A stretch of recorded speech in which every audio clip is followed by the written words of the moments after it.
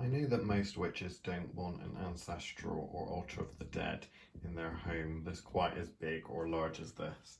Now, obviously, we do a lot of events and it does involve a lot of people involved, leaving a lot of offerings and letters. So, what I've decided to do is kind of go over a simple version of obviously the altar that you see here. Now, this is actually, believe it or not, a smaller altar than what we're normally used to. Um, but really, all I started with was essentially just a dish with a candle and such on it. So rather than creating all of this, I'm going to teach you a super basic version. Now, there are many different ways that you can create altar spaces, but it's nice to have something that's confined that you can move or put away. You know, I know that in witchcraft and magical practices, often things are kept secret. So what I've decided to do is talk a little bit about this version that I'm going to show you now. So essentially all you need is a dish. We normally use a black dish. Now I'm going to be using some of my necromancy oil, which we sell in the shop. So this is oil specifically formulated for creating sacred space when it comes to necromancy, working with the dead. All I'm going to do is these come with a roller. So all I'm going to do is put it on the dish and go around 9 times. 2, 3, 4, 5, 6, 7, 8, 9. Now you can create your own oils. I'm just using what's at hand. Now it will be a little bit obviously damp from the oil going around. What a lot of people like to do, because we create so many altars, is that actually some of the candles and things that we use, this one's actually already used, people will bring to our altar. Or take certain things, if we allow them to, off of the altar for certain participants. This is a candle that actually was on this altar. Now the reason they do that is you think about taking a cutting from a plant. So everything on our altar is essentially charged. So when we do large events throughout the year and we've got so much energy building up to these, sometimes people will bring things in order to charge them. And obviously normally you're used to charging candles and such like that for spell crafting. What some people like to do is either buy a candle from us or bring a candle with them whilst an event's taking place and light it from one of the candles we already have. Now, if you want to do that, you can, if you're one of those people that can actually make it to some of the events we do at Thoth. But if not, then a virgin or brand new candle will be fine. I'm going to do what a lot of people do with ours and actually light it from the main altar.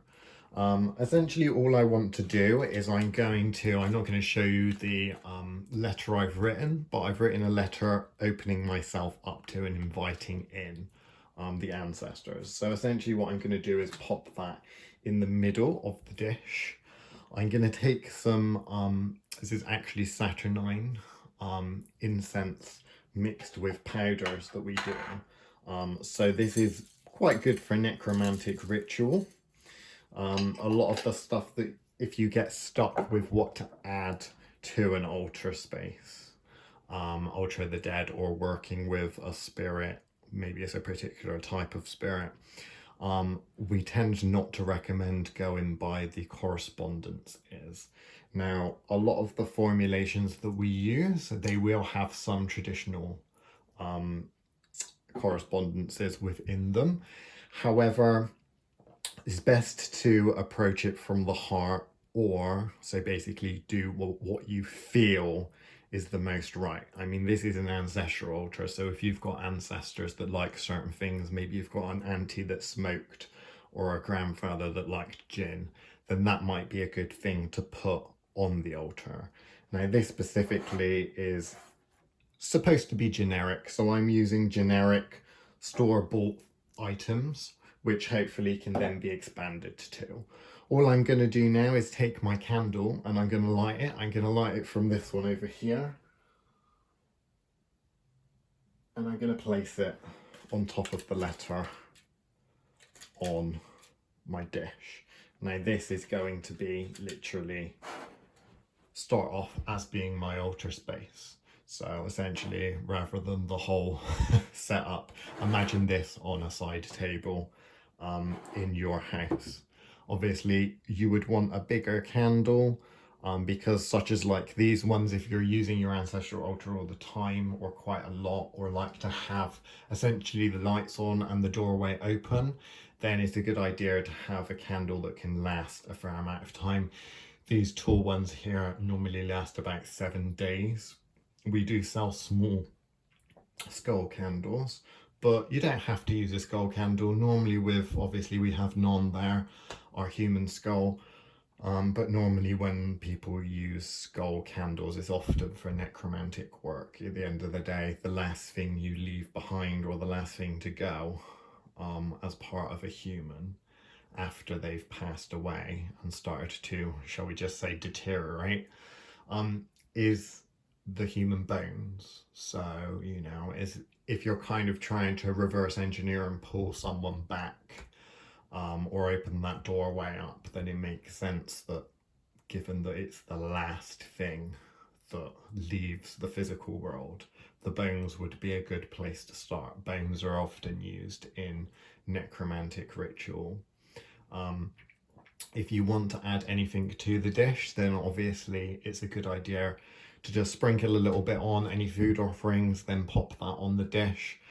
Normally when it comes to things that will rot away, you'd normally leave them on there for a certain amount of time and then go and dispose of them. We like to dispose of things like that in the graveyard, but if you don't want to, then really it's just a case of, you know, perhaps if you've got compost bin or something like that, it might be a good idea to pop those there. Some people will separate the offerings that they leave. So if you had a smaller dish, personally I quite like to use jars.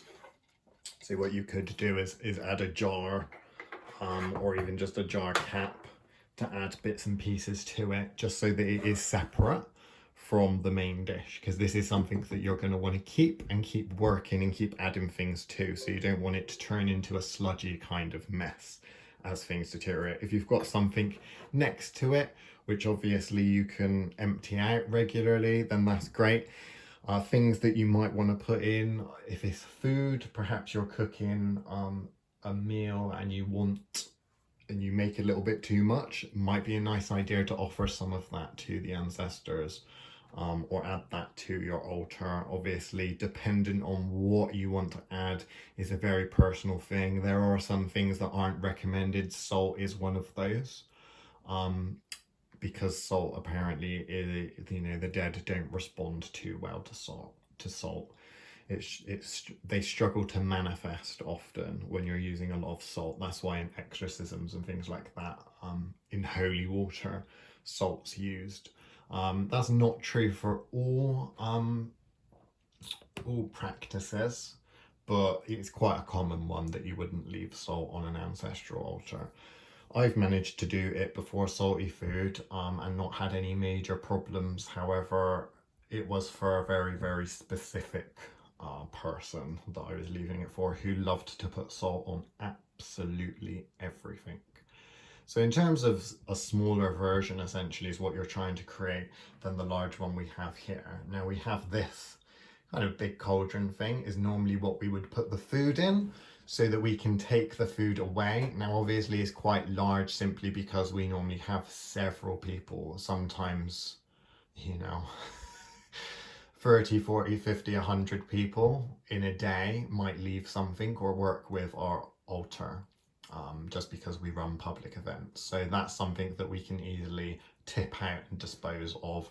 For little bits and pieces, knickknacks that people want to leave, normally we'll leave it in that small purple skull glass. We often have jars and things to leave spring water. Of course, spring water rises up from the ground, from the underworld, so it's quite a good offering when it comes to, you know, working with the dead, that kind of thing. Hopefully I've inspired you a little bit to set up your own. It doesn't need to be as elaborate as this, it can simply be a dish.